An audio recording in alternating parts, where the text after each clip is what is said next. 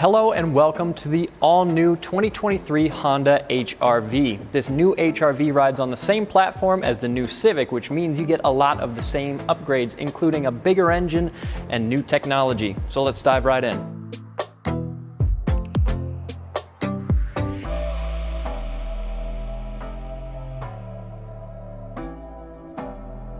Under the hood of each model HR-V comes a 2-liter inline 4-cylinder naturally aspirated engine with a CVT transmission and available all-wheel drive. And this powertrain can be set up in either normal, eco, or snow modes. Total output is 158 horsepower and 138 pound-feet of torque, just like the Civic. So, just like the Civic, this is the 2-liter engine. The previous HR-V had a 1.8-liter, so a little bit more now in this new model. And even though all-wheel drive is available, interestingly enough, every model of the HR-V comes standard with hill descent control. Hey guys, as you know, it is that time of year, the time of year where we start selling some of our long-term test fleet. And to do that, we've brought our old auction site back from the dead. TFLbids.com is back. And this week we're going to be selling not only our Suburban that we use for the Go Big video series, but also a pretty cool and pretty rare Kia Sorento. First generation, unknown off-roader that will surprise you. So go check out TFLbids.com and get yourself a beautiful Suburban at no reserve or a first-generation Sorento. More trucks to come on TFL Bids. Stepping inside of this sport model of the HR-V, we get to take a look at the interior. This is not the very base LX model, nor is this the very top-of-the-line EXL, but even still, you get a nicely appointed interior. These cloth seats have a good feel to them and a nice texture that makes this just a little bit more fun than a standard cloth seat. You also get orange stitching both on the seats as well as all over the interior on the center console here. Moving up to the dash, the HR-V employs one of my favorite design features from the new Civic, and it's this honeycomb design that goes the full width of the dash and it disguises the vents, so this all blends in with the rest of this dash. There are other cars that I've been in that have tried to do this similar design where the vents integrate into the rest of the dash and they haven't pulled it off that well, but this looks good. Something else that Honda has done a really good job of is making the touch points on this car feel nice. So everything that you lay your hands on regularly, from the steering wheel to the shifter to this soft touch material around the shifter, as well as this soft touch up here on the dash, buttons around the screen, buttons for the climate, hear that nice click.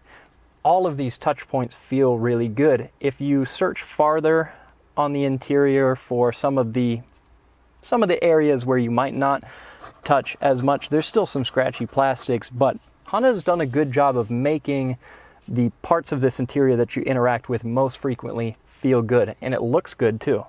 Both the base model LX as well as the sport model get a standard digital 7-inch instrument cluster as well as a standard 7-inch touchscreen that comes with wired Apple CarPlay and Android Auto.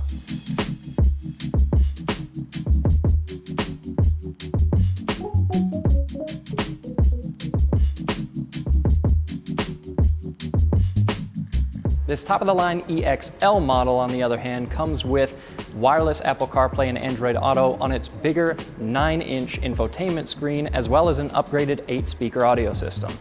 The base model HR-V has a 17-inch wheel, the Sport has an 18-inch wheel, and if you opt for the top dog EXL, you go back down to a 17-inch wheel. And the reasoning being this extra sidewall on the tire is going to give this top model of the HR-V a more comfortable, soft, quiet ride than the sportier, larger 18-inch wheel on the Sport.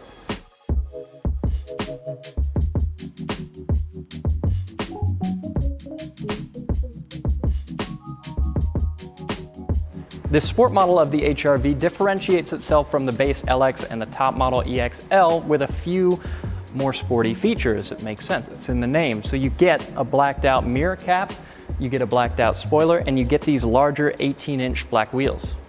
The Sport also gets this unique flat black grille, and something that I think is really cool is that these vents on the side here, these are actually functional. This isn't for brake cooling or anything. It's an aerodynamic feature that creates a curtain of air around the front wheels to limit how much turbulence is going on there. But it's just cool that that's actually functional. Things are simple in the back of the HRV. There are no vents here for the rear seat passenger, just a little cubby. You don't have any kind of console with cup holders that flip down, nothing like that. But there is now more room in the second row than the previous generation HRV, and sitting behind my seating position at 5'10" in the driver's seat, I've got plenty of knee room.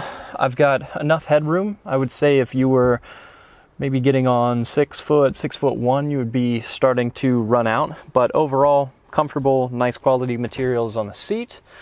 Not too bad of a place to be. Around the trunk of the HRV, you get 24.4 cubic feet of space with the rear seats up. And if you fold them down, they fold almost flat, and you get 55.1 cubic feet of space.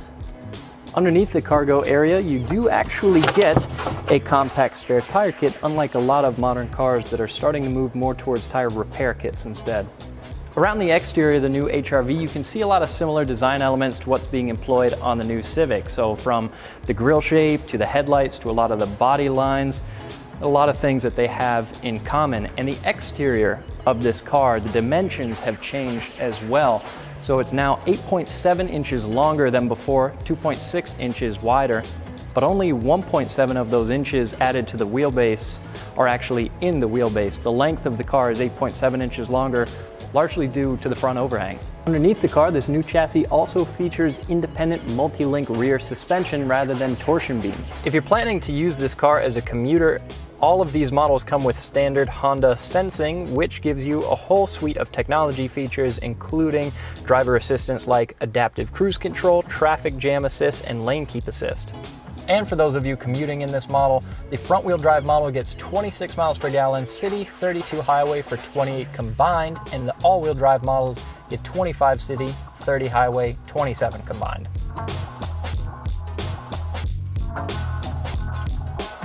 The 2023 Honda HRV will be arriving at dealerships starting in early June, and pricing, including destination, starts at $24,895.